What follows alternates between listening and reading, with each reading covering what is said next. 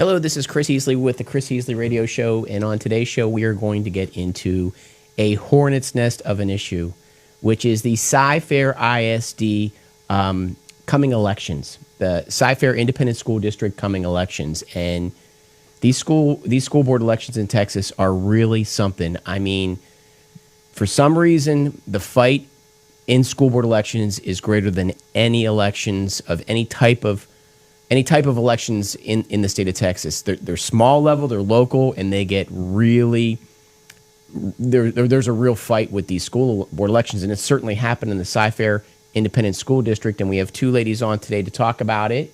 And we're going to get into all of it. We're going to present both sides. There's been on this episode, I have received a large number of texts that are I will say critiquing my two guests today. More than that, pretty harsh words for my two guests that are on today. So we're going to go over that. We're getting all this stuff out here and just find out what the truth is. And so I'm looking forward to it. Today's show we have Natalie Blasingame. That's right, correct. Natalie Blasingame. And you are a school board trustee, currently in position 5. And you were also the vice president on the school board for the Cy-Fair Independent School District. Is That's that right. correct? Yep. I've been serving for the last 4 years, and we're a large district, actually third largest in the state of Texas. We used to have 119,000 students. Right this year, we're coming in at 117,000 students.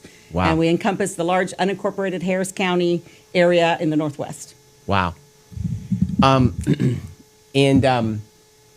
are you currently running for? Well, I'm running for re-election to the school board, and I'm actually running in position 6 this time. We had a forum process with local precinct chairs who really watch the work closely in the local governance, and they selected some candidates to run, and there were 3 of us. And so even though I was in position 5, I felt like I lined up better to run in position 6, which unfortunately pitted me against my colleague currently on the board. And so I'm running for position 6 against a colleague and also against some leftists. And a well-established name, I would say, in Cyprus. Yeah, I think we came in at the same time, elected at the same time, president and vice president. We're going to talk about all that in just a second. Awesome. Yeah. And we also have Sandra Sosa Bramble, and you are the president of the Cyprus Republicans. Correct. Is that correct? Correct. And you are pretty much really creating a movement in Cyprus that I think maybe even will be bleeding into Houston for conservative, family-oriented values in that area. Is that correct? Our club is. Yeah, we have an amazing team of men and women who are working very, very hard to turn Harris County red.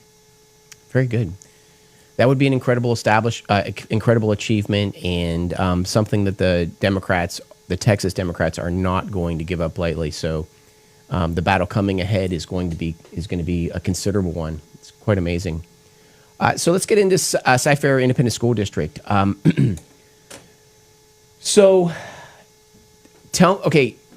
should know that Cypress, Texas, is pretty much the conservative area of the greater Houston area. It's considerably conservative. If you would think that if it's conservative that there would be some unity in that school board, but it is actually quite a tumultuous school board at this point in time. Is that correct? I would say yes. I mean, there are principles that I would call conservative, and those don't change for me. And so if we were running along those principles, then I would say we would all be in unity. But unfortunately, when you get into the role of school board trustee, there's a lot of factors that start to come at you in your decision making, and a lot of efforts, a lot of organizations, a lot of people that will really try to work on you to keep the status quo. And so I would say that the principles never shifted, but some people's behavior moved more towards the status quo. And for example, if you're a Republican or a conservative, you don't believe in raising taxes. But our board, 5 people voted to raise taxes this year. If you're a true conservative, you're concerned about government-funded lobbying or the organization called Texas Association of School Boards. It's a group that is really a monopoly on training of school boards, and it really tames the school board into being a team of 8 where the school board no longer questions the superintendent or the administration, but they just go along to get along and they get rewarded. In fact, CFISD got Board of the Year one year because it was doing such a good job of the superintendent and the board, just doing everything in unison and voting together and really not causing any ruckus. And so TASB also has been, brings in sessions in the past. The law actually has shifted some of what they can do now, but they would bring in things like the ACLU, or they could bring in just leftist organizations to train school boards.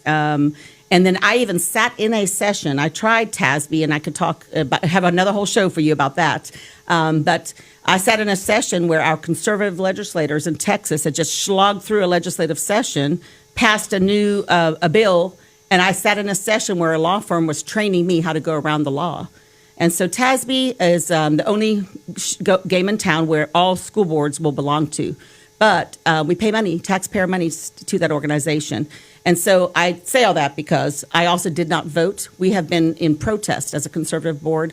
We did not fill a director position. And we had that because we're a large district. So being the third largest, we had an automatic director position. It sat as a statement. And unfortunately, my colleagues voted to fill that director position. And actually, not just that. They also voted for, we have a colleague who is more left on every issue. It's obvious. I'm not saying that because you can watch every board meeting online and see how people vote when they defend, pornographic or highly sexual books, when they defend, other leftist causes. And they sent that colleague, they all raised their hand to vote for her to go to the Legislative Advisory Council, which means that the representatives from school boards go there to set the legislative priority for school boards in Austin. And so to me, that's definitely not a conservative principle, to send people who don't support our views off to represent us in legislative action in the state. Okay, so real quick, if we can jump back here. The Cy-Fair Independent School District has 7 seats, correct? 7, right? And it's comprised of essentially 6 conservatives and 1 lefty. Is that right? The terms are relative, but when we were elected, what we all raised our hand to say, I'm a Christian conservative. So of the 7 on the board, 6 people ran and got support from organizations like Sandra's and from precinct chairs and other Christian conservatives. But I wouldn't say we looked that way. But yes, 6 people were elected as Christian conservatives, and 1 was elected. We split the vote. We had a group of precinct chairs, and hey, it's people's rights. But we had worked to not split the vote by having a forum process, but they also went against the forum, split the vote, and so that's how we have one position who's not a Christian conservative. Okay, and Scott Henry was one of the 7 people elected, correct? Okay, so we run in cycles because you have 4 and 3 so that you keep some stability on the board. So our policy has a 4-year term. Scott, myself, and Lucas Scanlon were elected in 2021. And then in 2023, we had 4 people elected, and that included Christine Kalmbach, Todd LeCompte, Justin Ray, and then Julie Heineman was previously on the board and got reelected, and she was on the other slate. Okay, of the 7 people, who is the one that it is not considered the Christian conservative? Yeah, she didn't run as a Christian conservative and doesn't vote that way, and that's Julie Heineman. Julie Heineman. Yes. Okay. And you are currently running against Scott Henry for your position, and he's also the president. So it's the president versus the vice president running against one another. Unfortunately, that's true. Okay. Yes. And you and him have had some ideological differences. Is that correct? Yeah, we worked well together for a while, but Scott went left on me. That's all I can say. And so, yes, I don't think we should raise taxes. I don't think we should be in organization like TASB because they tame school boards into submission. They say it's all, and that's exactly what has happened. If you watch the last board meetings, you'll see that there's a vote with the administration. Okay, don't ask questions. 1 second. Okay, Yeah. So first let's talk about the first thing. Perfect. Raising taxes. Yeah. Give me a description. Why is there even a need to raise taxes at this point in Cypress School District? Okay, so that's a loaded question. I'll give you the short version. We have, we've been running a deficit budget for a couple of years. How big of a deficit? Give me the numbers, please. $50 million this year. We're a $1.2 billion entity each year. You're a $1.2 billion entity. Correct. And you're $50 million in the hole. Yes. Okay. Now, in the hole. So we have, this year was also deficit budget. There was a time where ESSER dollars came in because of COVID. So a lot of school districts had money that was spent and, could spend some money in those years, actually more than I've ever seen in 30 years in education. But our last administration. If I may ask, how many employees in Sci-Fair ISD? Wow. 12,000 maybe? 12,000? Yeah, and how many students again? Fact check me on that one. And how many students again? 117,000 this year. Okay, and a $50 million deficit. Okay, Yes. Please keep going. Yeah, so basically they left, and we do have a fund balance, and that's something that there's a requirement to have a certain number of months of reserves, just because you could have when your state dollars start to roll in and that kind of stuff. But we had a pretty healthy one while we were a fast growth district. And so we had a fund balance. And the last couple of years we pulled from fund balance to make our budget balance. But that's not going to happen. We're slowing down in our growth. Okay, so you had a fund to pull from to cover your deficit. Yes. But that's gone. Yes. So now we are sinking. The ship is sinking. Now we're going to have to pull in our belt straps and figure out what really matters for our kids and what is luxury. And what the school board decided was the right thing to do was to raise taxes. 1 year tax doesn't matter, it's taxes. So unfortunately, in order to, with the crisis of the budget, and that could have been predicted, but I think it was really to put it on this conservative board, unfortunately. I think there were some, we upset the apple cart when we got elected, and then when we got elected again, there's people who thought it was a lock, right? 17, 19, and 21-year incumbents. And so it could have been purposeful, but there was decisions made and recommended to cut bus service as for families, and that was very bad decision because of the fact that it was poorly communicated to families. So then there was a decision made. I kept pushing for buses to be reinstated from the dais, and I could not even get it on the agenda. Okay, may I ask a question? I'm sorry, just to jump back Yeah. one more time, please. As I understand it, the budget issue, this deficit, was an issue from the previous administration, the previous school board. And then this new school board, comprised of 6 conservatives, 1 lefty, they were the first ones to actually try to tackle the issue to their credit. Am I right about that? Yeah, I mean, we're going to have to tackle it. There's Right. no way the money's not there. Okay. So yes, and the way it was tackled was to cut, to look through and see what kind of things could be cut. A lot of feedback services. from administration. They talked with principals. They talked with committees. They had a local committee, and so yes, some cuts were made. Good news is that you'll hear from the other people on the left that are running that we fired librarians. No one was fired. But a decision that was recommended to the board by the administration was to have a librarian half and half between 2 campuses, and then people who wouldn't stay in their position were offered positions in our district. But that's a big deal because the library game, those books, that's a kind of a war front in education right now. So we didn't fire librarians, but librarians were cut by half. Okay, and then what was the point of the buses? What happened with the buses? Oh, very sad. Truth is,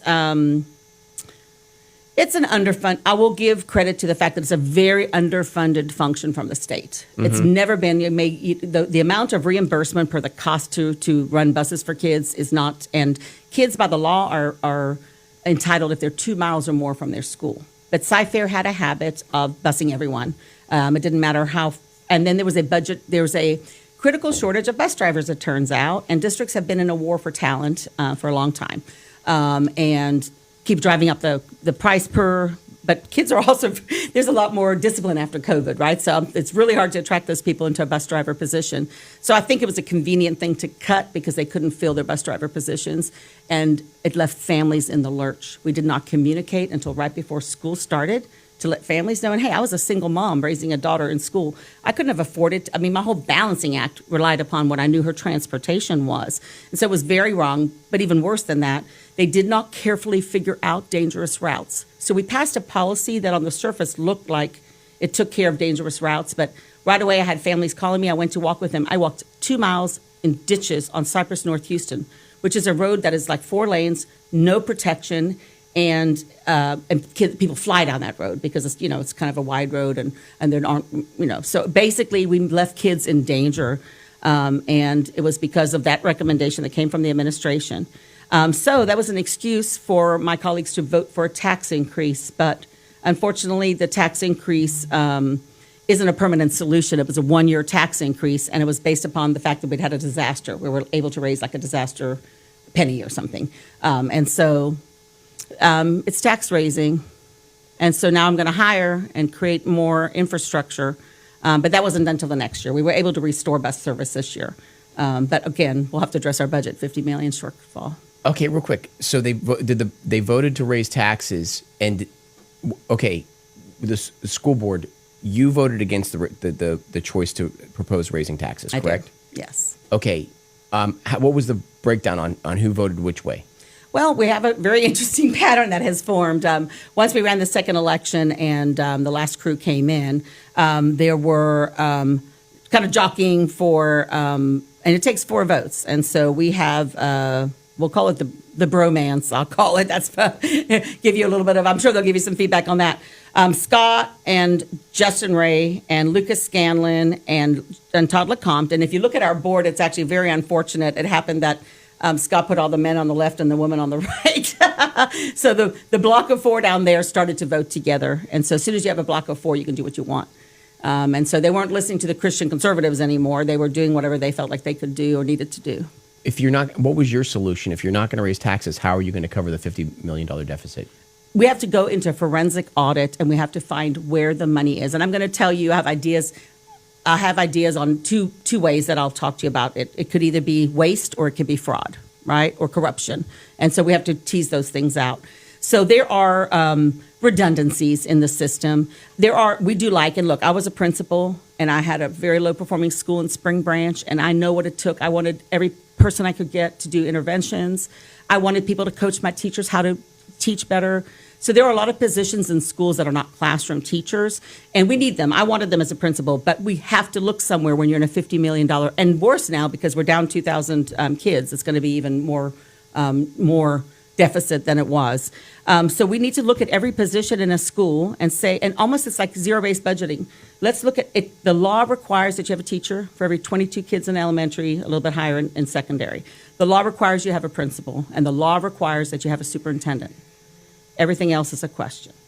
Definitely the finances have to have some management because you must report to the state, right? So there's roles that are critical. But in the end, we pare it down. What are those things that are essential? And then we do a forensic audit of where we're spending money.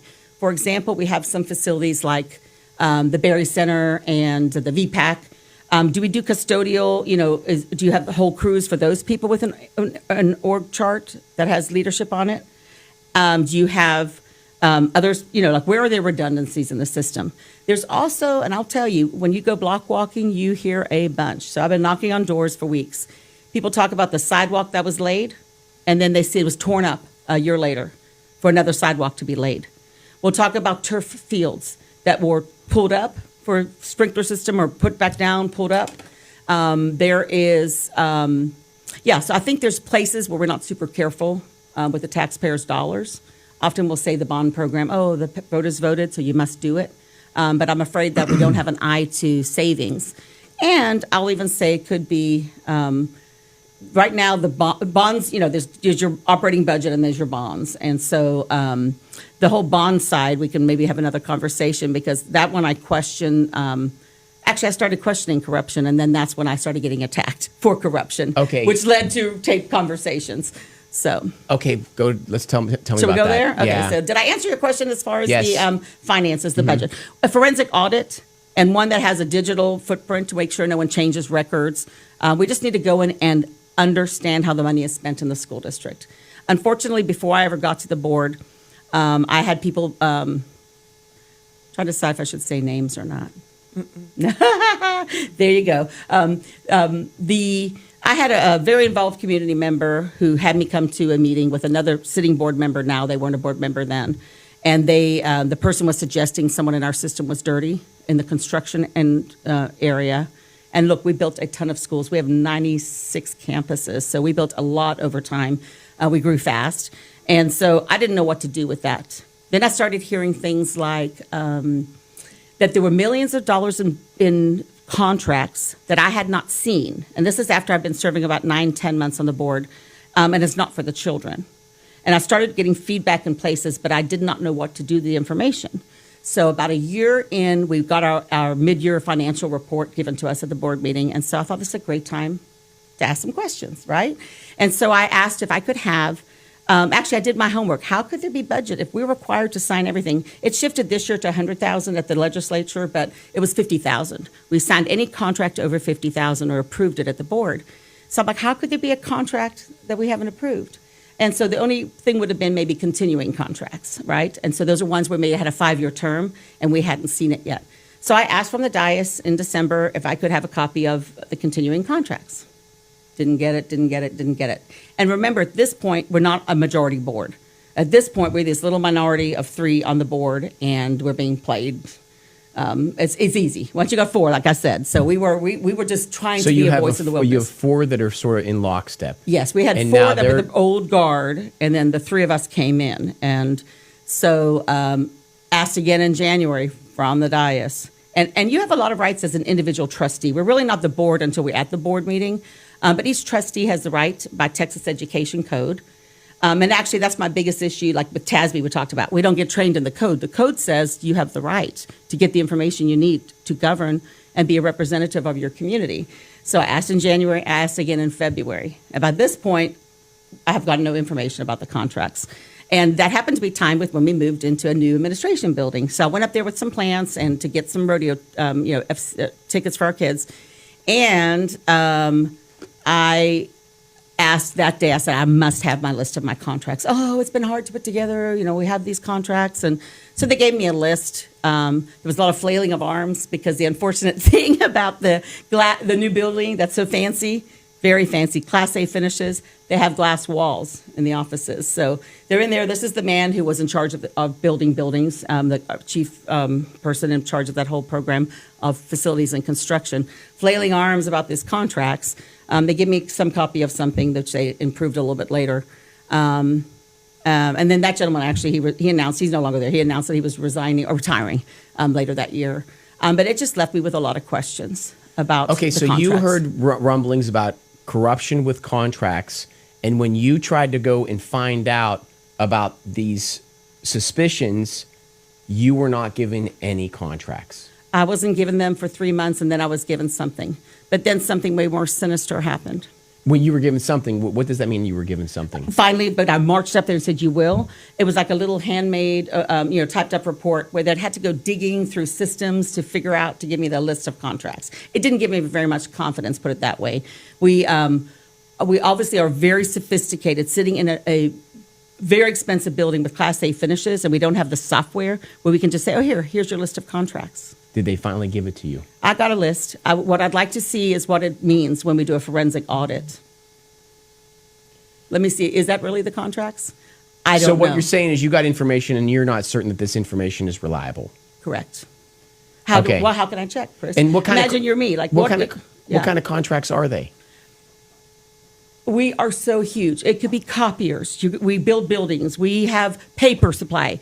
We have food we buy. We have, think of what you do to run a school system. You all the materials it would take. You have all the maintenance and custodial supplies. You have. So you're thinking that there's fat built into all the potentially into a portion of the contracts.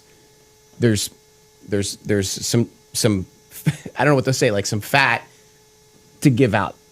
I don't know. How can I be on the board 4 years and I don't know? When it's my legal responsibility is to understand that. Right. So, yes. So a forensic audit needs to be done. Who would do the forensic audit? We'll hire those firms that do that specifically. They do it through with digital resources. And if you hire a forensic audit, you think there's a reasonable chance that there's enough, lard in there that you can cut the fat out and solve the budget balance problems. So in other words, potentially in Sci-Fair ISD, it is it's a party, right? Where there's looting going on, where everyone's got their hand in the company jar, getting extra cash to pay for things that are not that shouldn't be being paid for. I think there's also something that actually impacts the entire region, possibly. So some of the contracts, so remember we have $4.3 billion in bond debt. We've been paying bonds. So we have had 2 big bond issues in the system. And I couldn't figure out, I got a call one time. I was actually at an HCC event downtown because I worked previously in HISD. I worked all over town with all our schools. And so someone came up to me and she was asking about any ability to ever get work as an architect in Sci-Fair.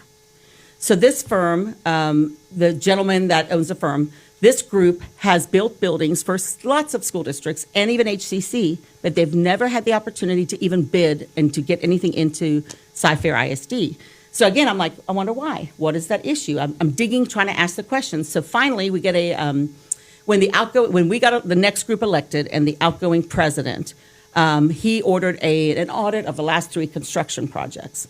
And so I think as an effort to say, hey, I'm cleaning this thing because let's look at our last 3 projects.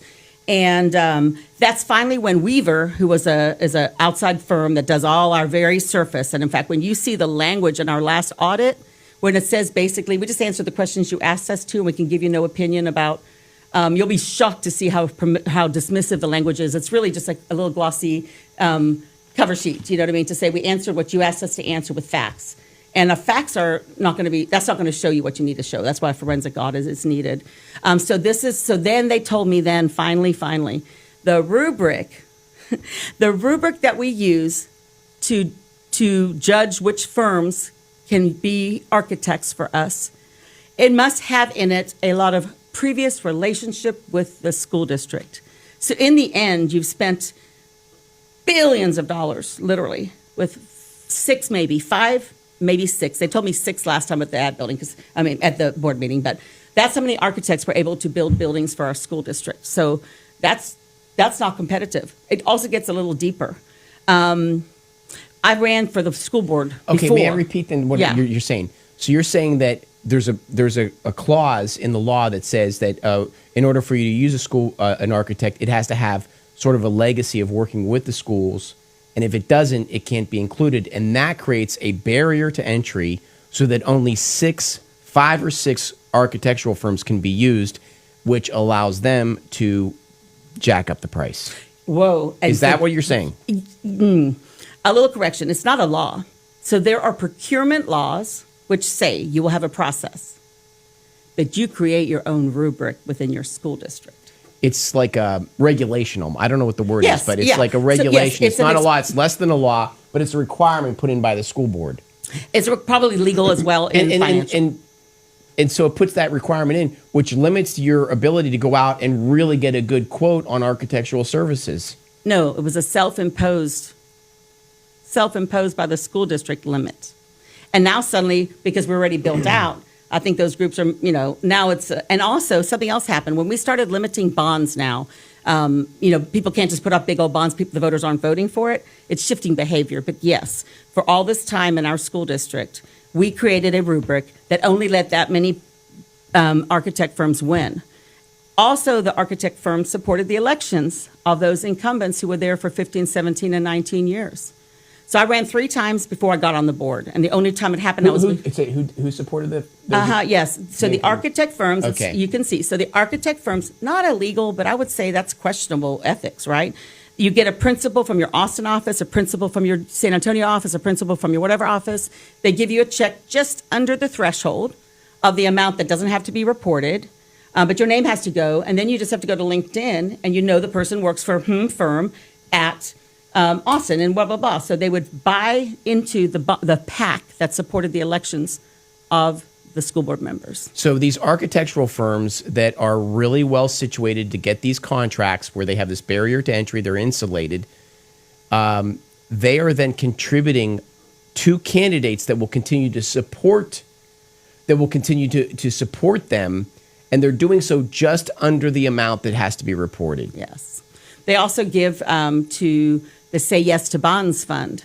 So in order to spend money to convince the public to vote for the bonds, your architect firms also help give money to those, and that is citywide. And that's really where the biggest travesty Citywide, is. meaning Houston or Cypress? I'm going to say let's say the MSA. Because Metropolitan Statistical Area, the greater Houston area. So when I first ran in 2017, I had a consultant. It's all I could afford. Remember, I'm me against the machine.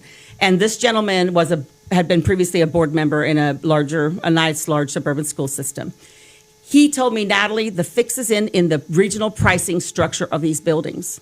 So basically, he said it's a racket that they compare against each other, and so the comparative for Conroe ISD will be comparing to Cypress Fairbanks ISD, which will be comparing to Katy ISD. So if you drive up that pricing in the one, you drive it up, and so if you only have 5 or 6 groups competing, you don't think they arrange with each other? You get this one, you get this one, or we're going to drive it up, or we're going to signal. I mean, I don't know. I don't want to say the whole system's being worked. It is raping the taxpayer across and we're no longer fast growth, so they'll move on from us. And now people can't just pass big bonds. But yes, it's been, and so I asked one day from the dais when we had Weaver there, I said, how much would it cost? What is the price per square foot to build like a building for an oil company on I-10, let's say? And of course, my colleague down the board who ran the bond before that was like, well, schools have to be different. What? Schools do have to be safe for kids, but it was kind of like, well, how dare I ask such a question? That was preposterous. No, I need to know, and I still cannot get that information. Why? What is the pricing comparison? And I will say our beautiful new administration building, my brother, who's passed away now, but he would ask me, Natalie, what are they building up there? It looks like they're building a bomb shelter. Why is that? Okay, slow down real quick. Yeah. I'm sorry. I know, too much, right? No. Well, the people need to know about this. Tell me about the school board administration building from the beginning. Well, it is very beautiful. When was it built? We opened it, that would be 2022. The 2022, the sci-fi, how much did it cost? Oh, gosh. I need to look it up. I don't want to say wrong, but some 90 million, 60 million. So the argument coming from the citizens is that the school board went a bit over the top with this while they have budget issues and they're building this elaborate Sci-Fair Independent School District school board building. Am I correct? Right, and I didn't vote for it because it was voted on and approved before I got on the board. Because a bond program, and that's something also that happens. Maybe that's why there's some waste, because the voters vote for this block of projects, right? And so then you're bound, because you told the voters and they voted on it, you're bound to do that. So that may be why a sidewalk that was just poured a couple years before suddenly gets torn up and poured again, because there's this lockstep way of having to do it in the bond. And I don't know if that's even true either. The truth is my source would be TASB. But I don't trust the source. Who's training school board members? Who really is a neutral voice that could say, no, it's not just team of 8. It's not just go along to get along with your administration. And so I don't know. I've been serving for 4 years, and I'm trying to call out corruption, and I don't know how to get the information I need. So you're coming with these surgical solutions, and the opposition simply wants to spend more, tax more, and you are sort of overturning the apple cart. There's a lot of people making money, and so now you're being attacked. Yes. Okay. Shocking, right? So right after I started calling out corruption, and then think it must have been around January, February, I went to Austin because I was testifying around dyslexia because I have a background in schools and in literacy. And so while I was there, the Senate Education Committee was passing a couple of $1 billion for safety, and I was very excited. Because my daughter had 2 guns in her high school the year before, and I had to fight with the superintendent because as a board member, I didn't even know. I got a letter home, but it was 2 guns. And one day, a clap of thunder happened, and my kid, who's 6 foot tall and tough, she swam Alcatraz. She went down in my living room behind an ottoman. I said, what in the world? She said, Mom, I've practiced what I'll do in a school shooting. And she said, I said, my gosh, how often do you think like this? She says, Mom, we think about it all the time in school. Kids are thinking about it. That broke my heart. That worried me because I have a tough kid. She's worried every day about being shot at school. So in Austin, I hear about someone with some weapons detection that uses AI, uses the existing camera system. I see a video, and I won't say which building, but a very famous building in our country. I could tell because I'd taken kids on a field trip there prior to go visit that site. And so I'm like, oh my gosh, this looks amazing. It looks like, and we're about to get all these dollars. So the first thing I do is go back to the district and take it to our superintendent and our chief of police. I'm like, oh, this is amazing. Look at this. It's so good, because the detection was like amazing, right? It detects weapons. And so I'm innocent. I'm thinking this is like amazing. Have we looked at it? Then I learn a couple things. One is I learned that the chief says we've already been looking at weapons detection. And I was a little weirded out by that, too, because AI in our schools, and you haven't talked to the board about it, right? So there's this whole thing that it runs itself and it wants to put the board as a cheerleader team that all agrees with the superintendent and doesn't ask questions, right? So, so I'm like, wow. So I asked this person that I meet in Austin, hey, will you meet with our chief? They did not like that. But why did they not like Who's that? they? So, well, facts are the superintendent who's no longer there. We eat normally before our board meetings. He tells me, you're making chief very uncomfortable with your questions. And so I'm like, interesting. But what never did I see coming was the fact that one of my colleagues, now he had supported someone else on the slate, so local people will know what that means. We were still going for 2 more years, right? We had 2 more years on our term. But during that election, he supported a candidate who did not, who split the vote, which is why we don't have 7 Christian conservatives on the board. And so he was a little bit of a wounded duck, and I think he was picked up easily by administration, basically. And I actually, I'll get to why I think that, now I have more facts. I'm saying things that I can prove, okay?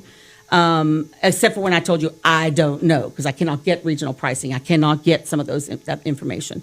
So suddenly I get called into a meeting with my 2 male colleagues that I was elected with, one who I'm running against now, and one who's not running again for reelection. And I'm questioned on my improper vendor relationships. We've always met at other places because 3 can always meet, so it's legal, and we ran together, so we were a team. And that person questions me about improper vendor relationships. And I'm like, what in the world? Where's that coming from? So luckily, everything was clean and above board. But he made the administration investigate me, and they brought down a report. Who made him do this? My colleague on the board. Another school board member? Yes. If they're a public official, you should be able to say their name. Well, if you don't want to, fine, that's fine, whatever. But go ahead. It may become apparent, okay? So they questioned, and so those 2 colleagues of mine were in the room, and I was questioned. And luckily, they saw everything was clean. I was excited. I told them about it. I'm let them meet. They meet. Nothing else. I'm pushing on it, though, because I want it. Then at the same time, we had Uvalde and all that, right? The report finally came out. It took forever. Kids laid on the ground and bled out for an hour. In Uvalde, right? If you had weapons detection on cameras, you would have known exactly where that perpetrator was with his gun. You would have been able to follow him through the building with the camera system on your phone. Sounded really good to me. And Santa Fe, guess what? They would have caught that the night before because those kids brought the guns in the night before and hit them. Those cameras are working 24/7. That would have also likely could have avoided Santa Fe as well. So I'm super excited about the technology. And unfortunately, that's what I got met with. And so now I was accused of being corrupt. So you're bringing in technologies that would safeguard the school from shooter situations, and you are confronted by your colleagues for having improper vendor relationships and being told that you're making the chief of police feel uncomfortable, the school board chief of police feel uncomfortable, because you're simply bringing these solutions. Why would they do that? I know, because I think I touched a nerve. When I asked for those contracts for 3 months. When you asked for the contracts, you wanted to see the school's contracts with different vendors, and the school stalled you. They put you in a stalemate. They wouldn't give you those contracts, and you're asking why. Right. So now what you've done is you're bringing change into the school board, into the schools. And now there's all of a sudden a resistance pushing back on you, and it's unexplainable. Right, because we were Board of the Year from TASB for not asking any questions, and everyone gets along, and everyone's wonderful, and we all vote together. We were rewarded for being a board that gets along with our superintendent. So someone who comes to ask questions is not very welcome. And because I have a large background, look, I've been in schools for 30 years, so there's a lot of background I bring to it. And so... that's not exactly, I'm sure if I was the superintendent, okay, and I remember I've been in the administration. I literally worked in the central administration as an assistant superintendent in HISD. I know how we operate. We want low information to board members because we've got a ton of problems to solve in our school systems, and we don't want board members getting too much information. We just give you enough. We present it also positive. And so I've been a board tamer myself, right? So I know what it's like to tame the board. And unfortunately, so that made me pretty scary, I guess. And you're saying that there's now a concept out there that there are solutions, AI solutions to tame school boards. So in other words, the powers that be use AI to sort of solve the problems and keep school boards in the dark. No, I'm not talking about AI at all with that. I'm saying the AI is just some technology that would help us not have guns in school or help us minimize loss of life in a thing. I had to just put that aside because I'm just one board member and we all get one vote, right? And so I pushed on safety, and I pray to God that we have, and I do pray to God every day that we protect our kids in our schools, because I brought something. I wanted us to make moves. We have amazing safety. Don't get me wrong. Okay. Like a premier safety plan. TASB. Say it one more time. What is TASB? Yeah. What does the acronym stand for, and what is that organization? Texas Association of School Boards. Mm-hmm. And basically, most districts in the whole state belong to it, because it's really the only source we have for school board training. And you're required to have like continuing education credits in this role by law. So you go there for that. We also buy services from TASB. So they became like a one-stop shop, a resource for school boards, right? We buy insurance products from them. Mm-hmm. TASB has a buy board, so you can do cooperative purchasing. TASB has, you can name it, you can look up, it has different services, right? Mm-hmm. It takes, it puts on conferences for us so we can go and we can connect with other, school board members. So it also is taxpayer-funded lobbying, because we pay from school dollars to belong to that, and then it goes to the legislature to carry out an agenda. And so a lot of conservatives have a problem with that. And then I told you it started drifting off with the ideological. It started going left, right? And I tried TASB. I actually got elected to the Legislative Advisory Council, and I went to see could it happen, and I realized it's almost like a regression to the mean, right? Like you'll vote in consensus, and then you end up having stuff that isn't very powerful and it didn't clean up the books. Okay, let's see. TASB's been working. We still had these books in our schools that were completely inappropriate for young children. We still had curriculum that was telling kids to not like themselves, not like their country, not like oil, go on about the things. We had a chapter, in fact, that's another whole book, whole show we could do about the curriculum changes. I was definitely vilified for that. But we had a whole chapter on the COVID vaccine being proven science and amazing science and fact that was going to be in schools for the next, I don't think we'll even have it sorted out of the science by the time those books are old and out of adoption. But the books had stuff in it. And all that has been happening under TASB, guiding school boards to be quiet and sit down.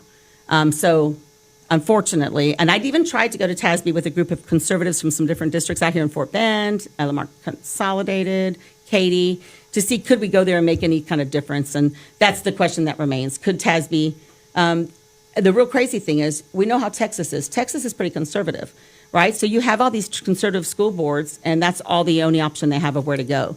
So it's pretty damaging, I would say, to the cause. Luckily, our legislature came through with a few solid things for schools this year.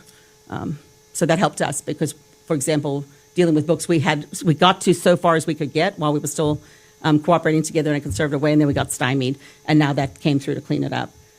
Even we did a parents' rights policy that I actually proposed to our committee, and we were able to pass a parents' rights policy. So we've done some good work there, but we have to continue to do good work, and we have to do it as Christian conservatives, and we have to do it as conservatives, and we have to have our eye on the ball, which is that the kids are learning. Okay, so Sandra, if I may ask, is Cyprus Republicans does they have a position on this school board race? Officially, no. Mm-hmm. I think most of our members have pretty much decided. We have a very conservative club. Mm-hmm. And so I would say probably we have 178 members, and I would say probably 95% of them are incredibly conservative. So they have been rather outspoken about where they stand. Most of the people that I have spoken with struggle with the idea of politicians that don't honor their word or that their votes don't match what they have come to our club to preach. And so that's where we stand. So I have received text messages from different people, regarding the two of you. And they send me articles, and they say things like, for example, that you are a Christian nationalist and that you are a book burner. So, when I hear that stuff, I think it's nonsense, but I want to give you the chance to defend yourself. Am I a Christian? Absolutely. Mm-hmm. I have a faith that tells me to love God and love people. And I have loved people well for 30 years in schools. I have been, I have served it's this Houston. It's a beautifully diverse city. And if I've worked in HISD, A-Leaf, Spring Branch, and now I live out and I represent Sci-Fair. I can tell you I've worked with, I'm not sure how many different backgrounds of faith, and I've done it with love, and I've done it with excellence. And so that's a scary thing. I wonder why. Why is Christian such a scary word? And why is Christian in school such a scary word, right? Why? Why is that? Why are other faiths, come on, let's do it, let's celebrate it, but for Christianity is really shut down, and it is. I'll tell you, that's another whole sideline we can go on, but having worked in schools for 30 years, it's definitely a place where you cannot express faith is very scary for teachers and school employees, just know. But the nationalist part, I am an immigrant. I'm a first-generation immigrant to this country. I could not think of a better place to live. I've lived other places. I've traveled other places. I have stayed and done healthcare projects and latrine projects in Latin American countries to learn Spanish. And there's nothing like the United States of America. So am I proud of this country? Yes. Should we teach kids to be proud? Yes. Should immigrants like me be proud? Yes. So if that's what a Christian and a nationalist is someone who loves God, loves people, and loves their country, then okay. That's not what they mean. They're trying to shame me in my Christianity, and they're trying to act like my allegiance to my nation is something I should be more have allegiance to, like some global agenda or some global state of things, right? So it's very interesting because that's a clever strategy. And the first time I ever heard it was actually when we were running. A gentleman went up to the microphone at the board meeting while I was in the crowd, not at the dais, and he called these Christian nationalists, and I was like, what's that? And then right away I knew we were going to win because... Well, Sandra, what do you think? Do you think that the people of Sci-Fair are going to reject to her being called a Christian nationalist or a book burner? I mean, how does that go over in Cypress, Texas? Well, I think that what is happening is, I mentioned earlier, when we read an article and somebody gets called out as a Christian nationalist, I'm actually grateful for it because it's like self-identifying. This person is telling us, I'm looking at this from the viewpoint of far left.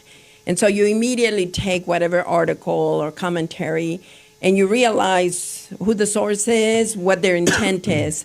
And so you give it less value. All right, well, ladies, I got a question for both of you. Scott Henry is the school board president, and he's a lifetime conservative. Why should Natalie be running against Scott Henry when he is a household name in Cypress and he's already the school board president? Why would you run against him? I want to start with you, Sandra. Why do you think that? What do you think about this race? I wish it wasn't happening. Mm-hmm. I have been privy to a lot of conversations regarding this very topic, and I think most of the people in Cyprus have taken either side to an extreme. But I think that what has drawn the line between the two has been the integrity issue, has been the Christianity issue. Okay, what Christianity issue? Like Natalie was mentioning, she has been, I guess the word is shamed about being a Christian. I guess most of the board has been accused of being a Christian board. Scott has made it quite explicit, quite clear that he is not, and that he is not what? I don't know what his personal faith is, but I received a communication from a meet and greet that took place, I guess, about a year and a half or so ago, where he specifically says that he doesn't believe that God should be in schools. Mm-hmm. So for me, that was where I drew the line. Mm-hmm. But I also know that there is quite a few members who have... Okay. I have that video as well. Oh. So I want to play it. Hold on, 1 second. I'll pull it back here for a second. But yeah, I want to play it, and then what I want to do is I want to ask you both. I want to just discuss this opinion. But okay, so here's Scott Henry stating his beliefs on the Christian religion in schools. Let's play it now, okay? You know, we get called Christian nationalists to get my campaign strategies about. Yep, that's the one. Put that out there. We get called Christian nationalists, but yet I ran on transparency, accountability, bringing respect back to teachers and to parents, and running on the values of our community back in our district. I didn't hear the word Christian in anything I said. In fact, you can go look this up. 10 years ago, my kid, I talked how I didn't want Christianity in anything in the schools. And we differ on that a little bit. To me, it should be agnostic. It really should be. We should really just focus on the things that are important. Did you know that right now, 19% of our curriculum around the state of Texas does not even meet grade level in all our curriculum in the state of Texas? 19%. So that's what we're fighting. We're trying to bring transparency back so you as parents can be more involved. COVID helped that tremendously. Okay, so That's the one. essentially what he's saying is that that he's agnostic towards religion in the schools, and I don't want to put words in his mouth, but Christianity should not be in the schools. And then he goes on to make an argument for more academics being in the schools. Mm-hmm. So how is that message? What is your counterpoint to that message? It's not resonating in Cypress. As you said on your opening statement, Cypress is a very conservative part of town. And most people, and I can speak for the people that are in our club, most people that have spoken to me about this have stated very similar comments about where they stand regarding Christianity and the values that we are so concerned. The last time I was in your show, I mentioned something about the books that the parents are so concerned about in the libraries in the schools in Cyprus. And it's because of those beliefs that we are so concerned about that. So, all right. So it is the Republican Party has endorsed you over Scott Henry. Is that correct? Correct. Why? I would say it's easy. You look at the two things. One is the Republican platform and the goals, and it does not want TASB. It does not want taxation. It does not. But I think the one thing the reason they don't want TASB is because does Scott Henry want? Is he aligning with TASB? They filled our director position. The four men raised their hand and with our leftist colleague to say we're going to fill the director position. And TASB. What does that mean? That we're going to fill the director position? Because we're a large district, we have an automatic spot, and it's a black eye to TASB because it sits vacant because it belongs to Cy-Fair. Meaning that you have a director position on TASB, and our district and didn't fill it. You sort of have. I don't want to like giving them the finger, right? Like, hey, we are so opposed to you that we're not even going to fill our board. Yeah, spot. we need you to make some changes. But Scott Henry and other people on the board voted to fill that school board, that TASB position. Correct. Okay. And then to put a legislative advisory member there that doesn't vote conservatively. Okay. Votes liberally. So, but more than that, so your question was... Okay, but maybe what he's going to say is, well, we're going to put that person there to persuade TASB to go be more legitimate. I don't know. Yeah, I hope that would be true. I will say that the governor, lieutenant governor, let's go down the list, have been working to see that can be fixed. And so I'm sure our little member can go and do a great job. But you know what? It'd be amazing if we can go in there and make a change and make that thing actually represent, first of all, train boards to be in Texas Education Code. It turns out not just all the responsibility actually sits on the trustees, and they're one employee they hire that is the superintendent. And it has been so turned upside down that you end up in a district when Scott's talking, I love it. He's talking about the academic goals, and I'm not sure what it means 19% of the curriculum isn't. What I can say is 20% of the kids, or 13,000 kids, do not read on grade level. So we were the largest A-rated school district in the state of Texas a couple years ago. Now we're a B. But we have, we're making gains. The good news is now we have no D or F schools in the whole district. But we have 13,000 kids on the STAR test when you do the math, and the state doesn't report it to you like that. You have to go dig in and do some math. 13,000 kids who weren't even reading at the approaches level. So you're leaving 13,000 kids behind on the most basic fundamental right of school, which is that you're going to be literate, right? And now we have done some really good work in that area, and that came out of a committee led by Christine Kalmbach that I serve on, and Julie Hanneman also serves on. And we now monitor when kids leave not reading on level. Let's say you're a first grader, and Chris is in first grade, and you leave first grade not reading on level, but we promote you to second grade, because that happens. It's not really good for you to be held back. So now you're sitting in second grade, and guess what? I know that the board now gets a report every couple of months. We say, oh, Chris is sitting in second grade. He was at first grade third month. Now Chris has moved to first grade sixth month. Now Chris has read to first grade ninth month. So we're making sure we check your progress, and that's never been done before. So we had a hole in what we were really looking at. That's a fundamental piece of school. And that's actually not the fault of Cy-Fair or Scott, for sure. That's the way the state accountability system, the high-stakes accountability movement moved.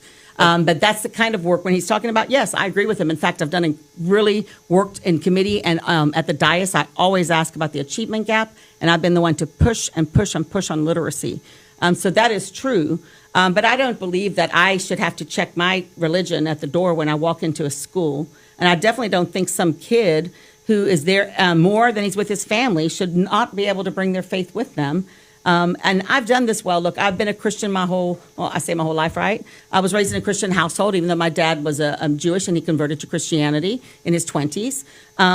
This was not offensive. This just made me an excellent person. Judeo-Christian values, when they are held, even countries that are not Christian, when they follow Judeo-Christian values, the people are happier, they're wealthier, and they're healthier. So I would want that kind of, those values to be able to be brought into our school. And so they shouldn't have to be checked at the door. It shouldn't be agnostic. Everyone bring your faith. I've lived this. In fact, I was a principal in Spring Branch of a high school. A kid came to me asking if they could start a Christian club. So I had to really think through. And luckily, I'd never gotten those before. But that year, I got these rules about faith in school that came from the ad building. I think it was a law that passed. So I read the sheet and I said, sure, this is how you do it. You can get a sponsor. Then you bring it to me. You've got your club description, and then you can have the club. My student came wanting to ask to have a Muslim club. No problem. You get a sponsor. You write the description. I give the approval. You have your club. And so this is not, it's not to exclude any religion at school. And I don't think you'd get a report out of a single kiddo that I've ever served that thought that I felt anything different. But I served in love. But no one should have to check their faith and at the door. Okay, well, we can go on and on. I mean, go ahead, please. I do want to. There's something you asked me about earlier, and it's actually the closure to the corruption questioning story. So once I was falsely accused by my colleague and summoned to the administration building, I recorded that conversation that day, and I told my colleague I was going to record it because I couldn't believe I was summoned to there. It was okay, yeah. Mm-hmm. Yeah. So they're accusing me basically of a felony, and they're having me come. For what? Right, for the improper vendor relationships, when I just brought the weapons detection and said, hey, and the only other thing that I haven't said is that I had, once I'd met that person, I have a very good friend that I said, hey, you should go work with him. And so they wanted, and he's not my husband, he's not my sanguinity, there's no illegal relationship at all, but because he was going to get involved, they were saying, improper vendor relationship. I asked him not to work on it, and he didn't. It moved away, and we still don't have that technology in our schools. But once I was falsely accused, I recorded that conversation that day. Which conversation? The one when they falsely accused me, I said, what in the world is Who's happening? They? The two colleagues that I got elected with. Other school board members. Correct. You recorded a conversation with two other school board members. Yes. But you're doing it while there's an accusation on you of inappropriate vendor relationships. Right. And even though in Texas it's totally legal for me to record on my own, in that conversation I said, you might want to get your recording device, your phone out, because I'm going to record this on my phone. Click. And you told them that? Yes. So then time has passed, and unfortunately, we'll learn. I'm a very nice person, and I like to get along. So they made an issue of you recording that conversation? No. It's another conversation. So basically, I just let it go because I want to get the reading done. I want to get the work of the school district done. Mm-hmm. We have a lot of work to do to make it the best place for every student, for families to have their rights, to get the books taken care of, to get the, right? So nice Natalie did that. But unfortunately, they started, now that the election got tricky, they started to throw it back out there. Scott this is what happened. We also took a chaplain vote. So the legislature required every board to take a vote on chaplains. I happen to think the idea of chaplains in schools is amazing. The reason I do is because we have suicide rates that are skyrocketing. We have kids And in fact, unfortunately, between last school year and the last 2 school years, it's gone up still. Kids who have a plan and a means to commit suicide. And so we have sad kids. We have teachers who are so busy teaching with their academics, with the principal hiring teachers and parents, and the counselors have to make schedules. The counselors are very busy doing a lot of testing and counseling on college-going plans and, graduation plans. No one's actually there for the kids emotionally. And so I've seen it work with a volunteer in Booker T. Washington High School in HISD where I worked, and it really made a difference at that school. And so I know we didn't have it in the budget because we had a deficit budget, but we could have volunteers who would be willing to work as a chaplain. And we went sideways on that. My colleagues didn't vote for that, the same block of people that we've been talking about. That's when they started to operate in a block. I challenged them at the dais about it. I think it scared them. They realized I could be dangerous, and that's when they broke up and they decided they were going to take care of things. We never had an officers meeting. That's kind of bad leadership. We had an officers meeting. The last time we had one was discussing chaplains. We didn't have one again until this is where the recording conversation comes up. So we're talking years now. So this is the kind of level of leadership we have. We have to do a superintendent evaluation. That should be done in the officers, right? Officers should be discussing what's going to go on the agenda, should be discussing the vision for our district's going. We don't have a big picture right now. We're running scattered as a board with little pieces and parts here and there.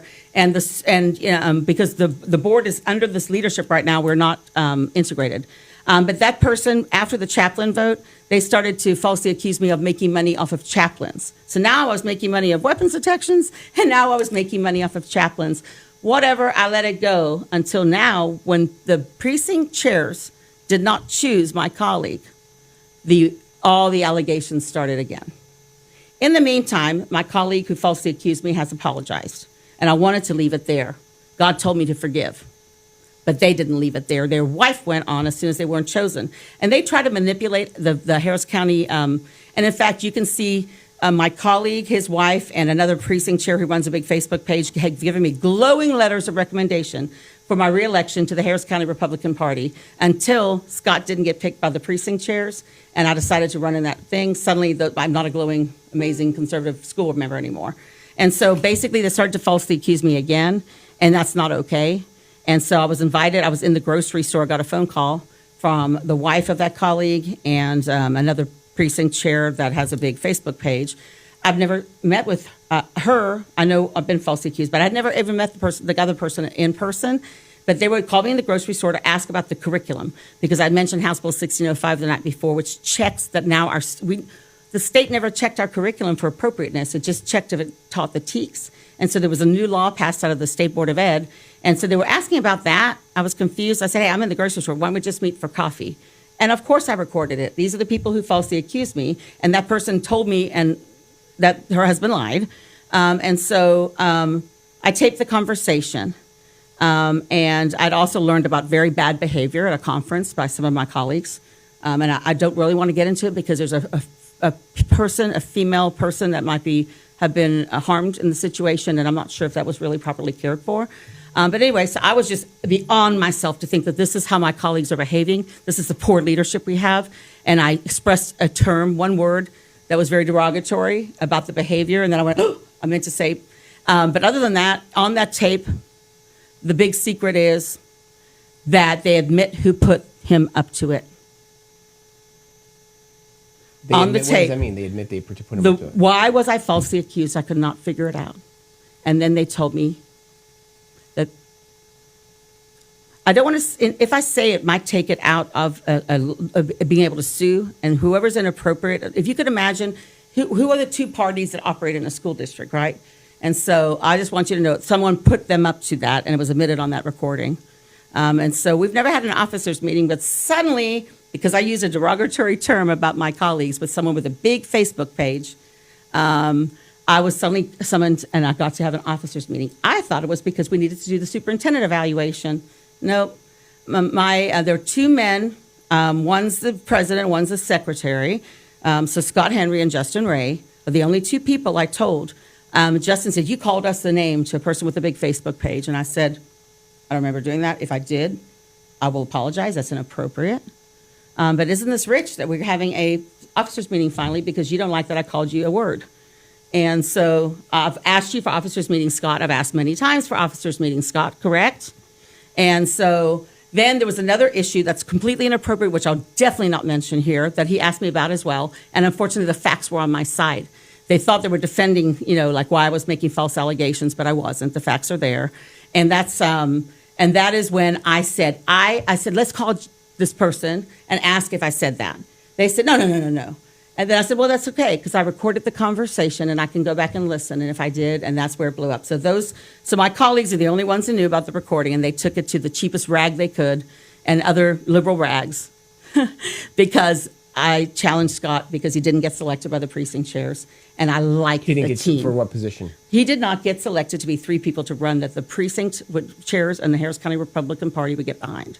He did not get the nod. So the precinct chairs are also endorsing you? Yes. Everyone. We have them all. Okay. And 2 amazing colleagues. And I do want to mention their names because the reason I really took this on, this harder lane, I mean, I'm crazy to take it on, but I'm just either here to do good work because God wants me to, or I can go on, and guess what? I got plenty of things I could do with my 40, 50 hours a week. But guess what? The precinct chairs spoke, and they spoke resoundingly. And one of the people on the one is George Edwards, who's amazing. George was the one who got a split vote last time. George is a CPA. George was on the board before the board got tamed by TASB, right? So he knows what it looks like to be a Saturday, have a workshop where you're looking at the data. Oh, these kids aren't reading at this school. What can we do about it over here? And when they also had a portrait of a graduate where they're really thinking about the character of the kids and not just a testing culture where we pass the test and that's what matters. So George is magical in that way. And he's a CPA. When we do this audit situation, George brings an expertise for us to be able to get to the bottom of our budget situation. Then the secret horse that came from the somewhere is Raydell Walker. I know schools backwards and forwards, but I never worked in Cy-Fair ISD. Raydell has worked in our schools as she has been a bus driver, a paraprofessional, a teacher, and an assistant principal in our middle schools and high schools. She knows our system so well that to me, this is a very, very, very good way for us to get really good decision-making with knowledge of how it operates in the school. So she didn't have as strong of a record. I've been at the dais for 4 years, and so I felt like I'd be better in the slot against Scott to get us those 3 because the 3 of us can make a difference in the school district. I promise you it's amazing. It's an amazing school district. But this kind of bad behavior and this kind of poor leadership on the board, no. The district deserves a board that's getting the work done for the kids and none of this nonsense. And so they want to act like I'm nonsense. I'm not. I'm about the work for the kids. And I feel very optimistic about the future. I think we're going to win this election, and I think we're going to be, you wait to see, it's going to be a city on a hill. This is an amazing school district, and we need that. The U.S. Department of Ed is going away. And there's not going to be, Texas needs to lead the way. Texas education can lead the way. And our district is positioned to not be tamed and not be controlled, but to do the work together. And so that's why I'm passionate about it. And so taking the arrows and the slings, but it's worth it. Very good. I got to finish up here, and I got to give Sandra the chance. I told Sandra that we got a text regarding her as well. And I just want to, I want her to give her a chance to defend herself. But essentially, again, when this show got announced that I was having you 2 on, I started getting inboxed with all this stuff, let you defend yourself. But the text against Sandra says that that you sued precinct chairs using your son because of racism, and that you brag about your family being involved in the cartel. Wow. That's what I don't even know where to begin. Uh-huh. I guess I should start with a thank you. I'm actually flattered that they couldn't find anything in my background that they needed to invent the whole thing. Mm-hmm. None of it is true. Mm-hmm. I have never in my life sued a single person.